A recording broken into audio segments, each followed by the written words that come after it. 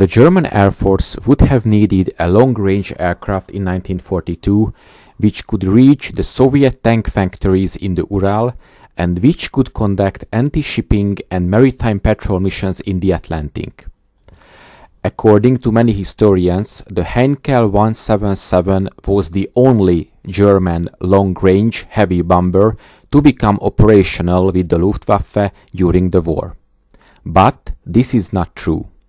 There was another one, the Heinkel 111Z Zwilling, although it was never used as a long-range bomber. The Zwilling, or twin, was a design that mated two Heinkel 111s.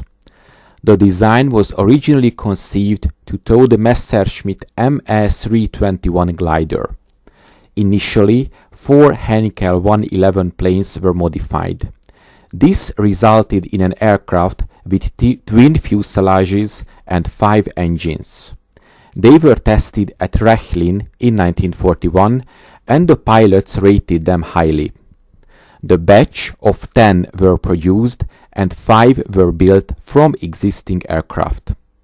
So the German Air Force had altogether only 15 planes, so 1 squadron during the entire war.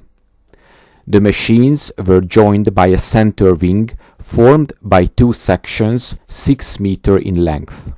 The total fuel capacity was 8,570 liters. This was increased by adding 4 600-liter drop tanks. The first and only version which was used operationally during the war was the 111Z1, which was a glider tug. It could tow a Messerschmitt ME-321 Gigant glider for up to 10 hours at cruising speed. It could also remain airborne if the 3 central power plants failed. The Heinkel 111Z2 and Z3 were also planned. Z2 as heavy bomber carrying 1,800 kg of bombs and having a range of 4,000 km. The ETC installations allowed for a further 4 600-liter drop tanks to be installed. The maximum bomb load was 7,200 kilograms. With this load, the Z2 had a range of 1,094 kilometers and a speed of 314 kilometers per hour. Onboard armament was the same as the Heinkel 111 H6 with the addition of one 20 mm machine gun in a rotating gun mount on the center section.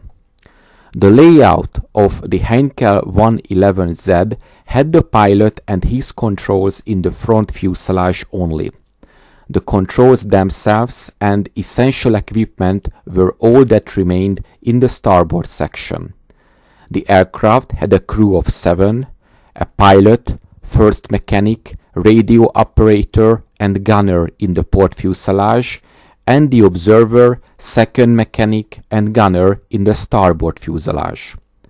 The Z3 was to be a reconnaissance version and would have had additional fuel tanks, increasing its range to 6,000 kilometers.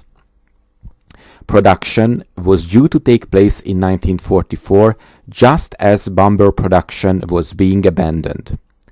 The long-range variants failed to come to fruition.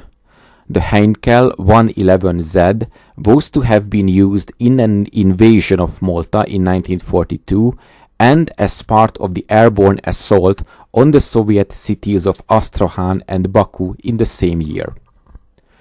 During the Battle of Stalingrad, their use was cancelled due to insufficient airfield capacity.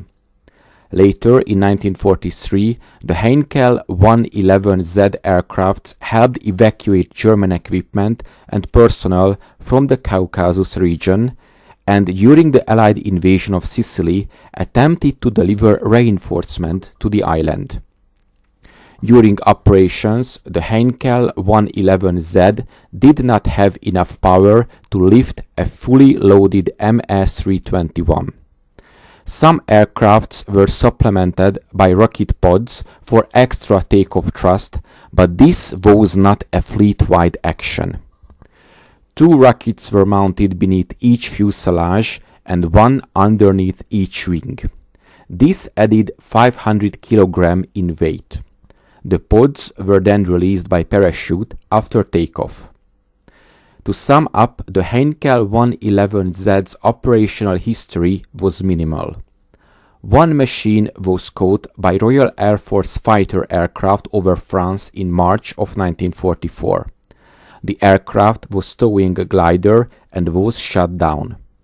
8 more were shot down and the rest was destroyed on the ground in 1944.